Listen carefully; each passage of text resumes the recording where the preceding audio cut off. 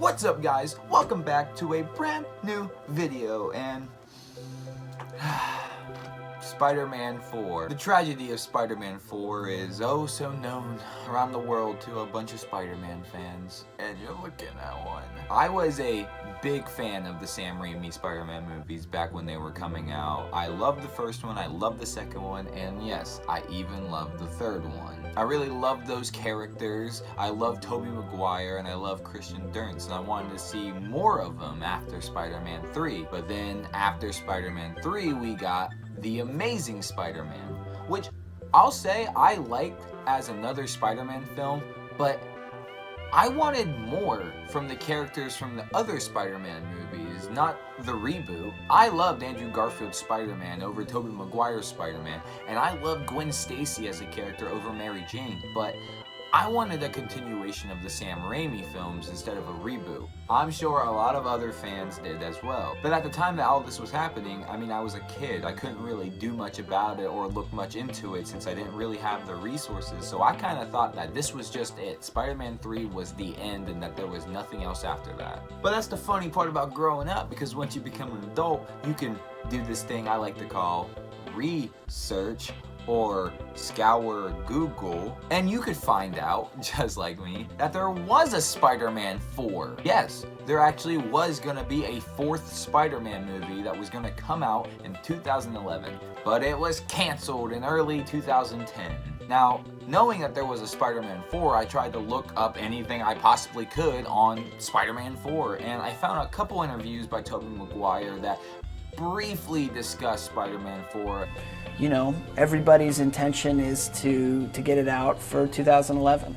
And there's obviously these storyboards floating around that were very popular, like the Mysterio one, and some Vulture storyboards where they leaned toward that he was going to be the main villain of the movie. However, though, for the Sam Raimi fans out there, Spider-Man 4 does live on in some small way. In 2019, a Wii build of Spider-Man 4 was found. It was shown off on the Hard for Games channel, and they showed off everything that the build had to offer. So I really recommend going down there and watching that video. I'll have a link in the description. However, though, I got my hands on the build, because your boy just be doing that in these type of videos. And while playing this, it is very clear that it is just an early build just to show off what the game was going to be, which makes sense because the build didn't really get much work done on it. Eurocom is actually the one that worked on this build. Like I said, you can definitely tell that this is a very early build with the backgrounds in the city being all gray and stuff. However, though, I am a bit surprised to see that there are a lot of NPCs and cars down on the main road. Even though they might just be copy and pasted of the same assets, it is still pretty cool to see how fleshed out that New York City was going to be with all of its people. This build only allows you to play 2 gameplay areas, and they're both set on a certain path. The game is very linear. It has a certain way it wants you to go, and I can only imagine the game early levels were going to be set up on this linear path and then kind of break out into more expansive rooms.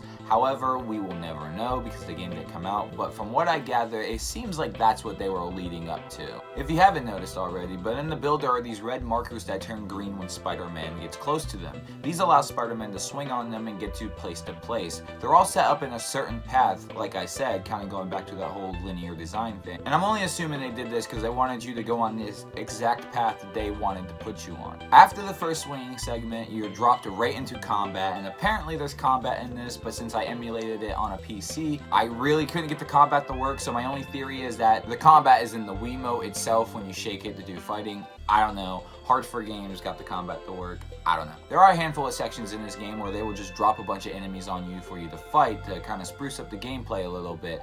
Thankfully, these are avoidable since I can walk right past them and continue the build, otherwise I wouldn't be getting very far.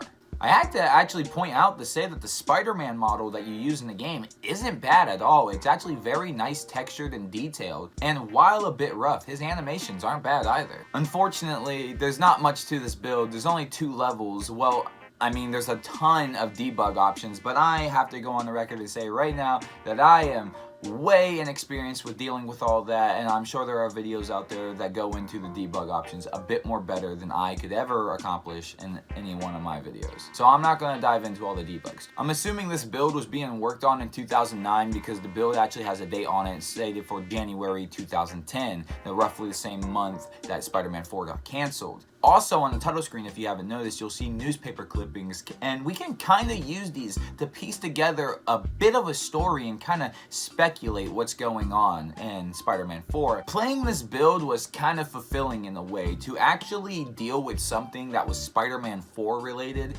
is awesome. Now normally, after talking about the build, this is where I'd end the episode. However, within just this week, an Xbox 360 build of Spider-Man 4 has been found. Now, your boy wasn't lucky enough to get this one, but we thank Obscure Gamers for the footage that we have here, and yeah, it looks pretty dope. It kind of looks like the Spider-Man games before it, you know, Spider-Man 2 and 3 more specifically. And if Spider-Man's moves in the city kind of looks a little similar, that's because we have Radical Entertainment to thank for this, and they're the creators of Prototype. And yeah, it is very clear that this Spider-Man build carries a lot from their Prototype with the jumping, the scale of his jumps, and stuff like that. And I want to say, if both of these builds would have actually became real games, there could be genuinely some fun here. Just playing through Spider-Man 4 on the Wii, I still could sense that there was a fun game that could have been here. I mean, sure, it wouldn't have been any masterpiece, but I can guarantee you a lot of people would have fond memories with Spider-Man 4 on Wii and this 360 build from what I can see. I mean, I like the part where he could take down a helicopter with his webs. I mean, that looks pretty cool, and I think that would have been pretty fun. So, another thing I'd also like to point out is I didn't really see any footage or anything on it, but there have been known PS3 builds out there that are a bit more developed than this Xbox 360 build. And it's said that that PS3 build of Spider-Man 4, once it got canceled, became Prototype 2. So, Spider-Man 4, it is so nuts to see that these builds have surfaced. I would have talked about the Wii one a lot faster, actually, as soon as it came out, if I had this sort of style of video. But when I heard that the Xbox 360 build surfaced, I figured I'd tack this one on to talk about Spider-Man 4 as a whole and cover all ground. Maybe one day I'll be able to get my hands on Spider-Man 4 for 360, and I do know it is possible for me to do that. I just have to wait for that, apparently. I really enjoy diving into these canceled builds of games that we'll never get to see. Dead Island 2, Dinosaur Planet, and now Spider-Man 4. And it's important that people like this come out and archive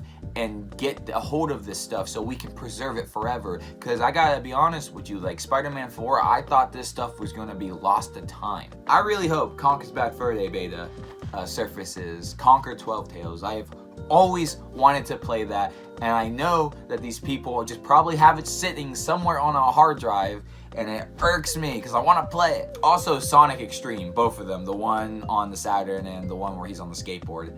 I want to play those too. But I think that's going to do it for today, guys. Yeah, it has been really cool diving into Spider-Man 4 again. I obviously wish that Spider-Man 4 was a thing. I do like the Amazing Spider-Man movie, the first one. But I think Spider-Man 4, I would have totally replaced it overall. But let me know what you guys think. Did you guys know that these builds existed? Would you have played them if they came out? And would you have wanted a Spider-Man 4? Let me know in the comments below. I always love to take the conversation a little bit further, and I'll get to you when I get to you. I also have an Instagram, I have a Twitter, and you guys can go follow those. Links for those will be in the description below. And also, hey, while you're down there, can we try to get this video up to 10 likes? That will be much appreciated. And also, while you're down by the likes, why don't you hit that subscribe button and ring the bell for notifications, because I wouldn't want you to miss a single upload. I think that's gonna do it for me today, guys.